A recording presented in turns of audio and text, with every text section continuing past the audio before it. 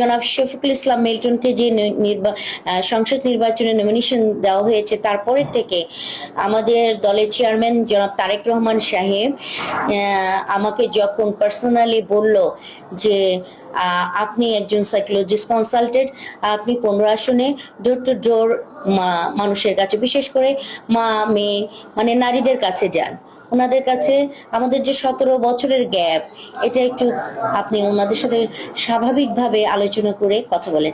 তবে আমি আল্লাহর কাছে অনেক শুকরিয়া, আমি প্রতিটা ঘরে যখন গিয়েছি অনেক সময় অনেক বৃদ্ধ মা ছিল, অনেক সময় আমার বয়সে কেউ ছিল, অনেক সময় ছোট ছিল, তারা সবাই আমাকে সানন্দে গ্রহণ করেছে এবং সবাই মন খুলে তাদের প্রবলেমের কথাগুলো আমাকে বলেছে। তো আল্লাহর কাছে শুকুর, আলহামদুলিল্লাহ। বিজয় তো অবশ্যই 15 আসনে জনাব শফিকুল ইসলাম মিল্টনের হয়েছে এবং বিপুল ভোটে জনাব শফিকুল ইসলাম মিল্টন 15 আসনে সংসদ নির্বাচনে নির্বাচিত হয়েছে। কিন্তু আপনারা সকলেই জানেন যে আজকে দলের স্বার্থে, দেশের স্বার্থে সর্বোপরি জনাব শফিকুল ইসলাম মিল্টন ত্যাগী নেতা, তৃণমূল থেকে এখানে এসেছে ডে বাই ডে। আর এটা আল্লাহর অশেষ রহমত। আর আমাদের তারেক রহমান ভাইয়া, আমার বড় ভাই, আমার জনাব শফিকুল ইসলাম মিল্টনের একমাত্র বড় ভাই, তার সাহস যোগানো আমাদের, আজকে আমরা আল্লাহর রহমতে হেঁটে হেঁটে এই পর্যন্ত এসেছি।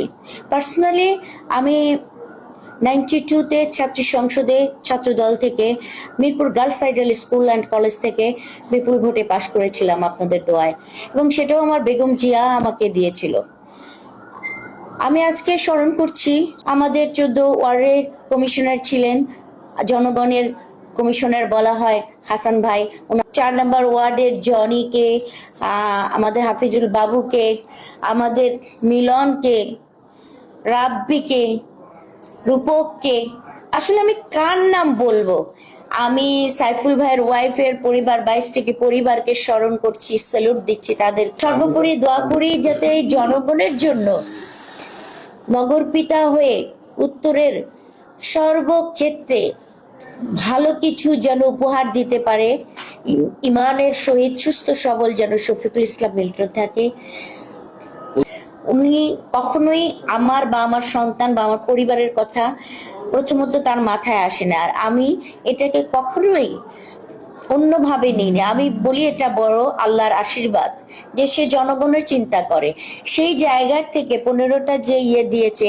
সর্বোপরি আমি আশাবাদী শফিকুল ইসলাম মিল্টন শুধু এই 15 আসন না, সে নগর পিতা হয়ে এগুলো সবগুলো পূরণ করার চেষ্টা করবে আমাদের প্রধানমন্ত্রীর সহযোগিতায়, ইনশাআল্লাহ।